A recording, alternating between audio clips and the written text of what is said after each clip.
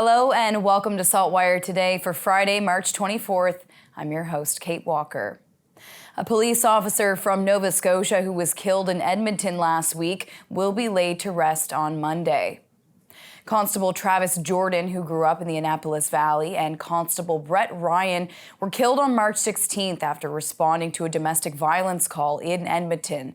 The 16-year-old suspected shooter also shot and wounded his mother before killing himself. Edmonton police have reported the teen had been taken into custody in November under the Mental Health Act and was taken to hospital for assessment. They also said the gun used to kill the officers was the same weapon used in another shooting days before at a nearby restaurant. The regimental funeral for the two officers will start at 1 p.m. on Monday in Edmonton. Nova Scotia RCMP members as well as Halifax Regional Police officers will be there. A procession of police and military vehicles drove by 35-year-old Constable Jordan's family home in Coldbrook on the afternoon of March 16th. A GoFundMe page was created for the officers' families to cover funeral costs and has already reached over $400,000. Students are back to class for another half day at Charles P. Allen High School today after two staff members were stabbed earlier this week. The high school's principal tweeted that Mr. Wayne Rogers, who is the vice principal pictured here, and Miss Angela Light were discharged from hospital on Wednesday. Miss Light is the administrative assistant. A 15-year-old student is facing 11 charges, including 2 counts of attempted murder after 2 staff members were stabbed on Monday. That student waived his right to a bail hearing yesterday and will remain in custody for at least 3 more weeks. He first appeared in court on Tuesday with a gauze bandage on his throat. Police confirmed he was one of the 3 people who were treated for stab wounds. His identity is protected under the Youth Criminal Justice Act. His next court appearance is April 13th. One person has been arrested after a Halifax junior high was temporarily put on lockdown this morning. Police say St. Agnes Junior High was the target of threats made online. Parents were told shortly before 11:30 that the school was put on hold and secure. It was lifted about 10 minutes later. Police say there's no threat to public safety and there is no word on the suspect. Well, Bedford is booming and there are now calls for a new library and fire station to meet the demands. SaltWire's Jen Taplin recently caught up with Bedford Councillor Tim Oathit on these much-needed projects. When this Bedford Library opened its doors over 30 years ago, the small rented space was always meant to be temporary. Bedford's population has grown exponentially since then, and while other communities have opened libraries, it has never been Bedford's turn. The community has quadrupled in size in this area, and then of course we've added new areas as well on top of Bedford. So you've seen this huge jump in population, you've seen this huge jump in how people use libraries, and because they can't offer those sort of things here, either the residents aren't getting those services or they're having to go to Sackville downtown or Keshe Goodman and Clayton Park to get them. Oathit is hoping a new library could go into the plans for a ferry terminal in Mill Cove. We now have this new land, a clean slate, this infill area. Hopefully the feds and the province will help us build a ferry terminal ferry service, and to have this shared use in this beautiful location is just an opportunity that I don't think we can let pass. While a new library would be great, a new fire station is a safety issue and higher on the priority list. The fire chief has been saying for a number of years now that because of the incredible growth in West Bedford, Larry Utech, the Royal Hemlocks, all those areas, that it's underserved response time-wise. We also have new schools being built and several seniors complexes now open and another large one being built, that the response time in that area is just not satisfactory, and that is a dangerous situation, and that's not acceptable. Councillors will discuss funding options for the fire station during the last of the budget deliberations next week. In Bedford, I'm Jen Taplin for the SaltWire Network. It's time now for another edition of Wine of the Week. Spring has sprung, but the weather is still a little bit of a hit or miss. SaltWire's sommelier Mark DeWolf has a wine recommendation for this weather variable time of year.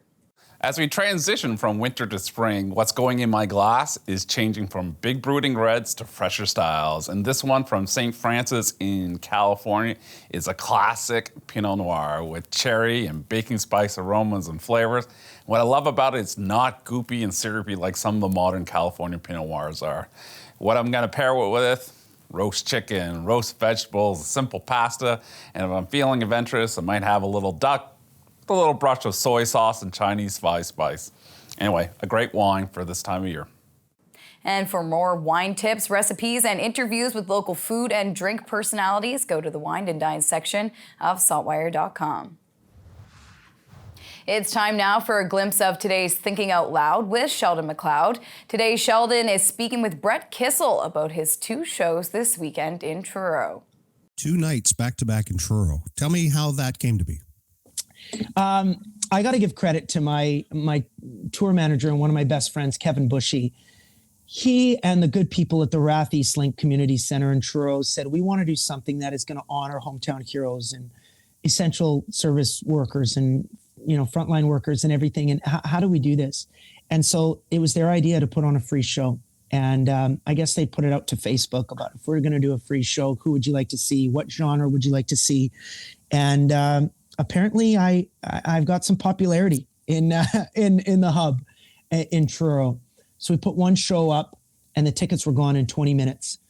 So they called me and they said, hey, do you want to do a second show? I said, absolutely. And we put the second show up the very next day and those tickets were grabbed in 8 minutes. So in 28 minutes, we've got about 6,500 people coming out to see a big 2 big nights of country music, and I'm honored.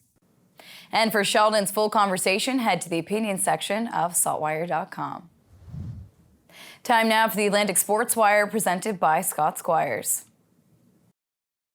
Callie Immerker plays volleyball for the Dal AC Rams and was recently named Female Rookie of the Year, an award that adds to an already fantastic first season for Callie.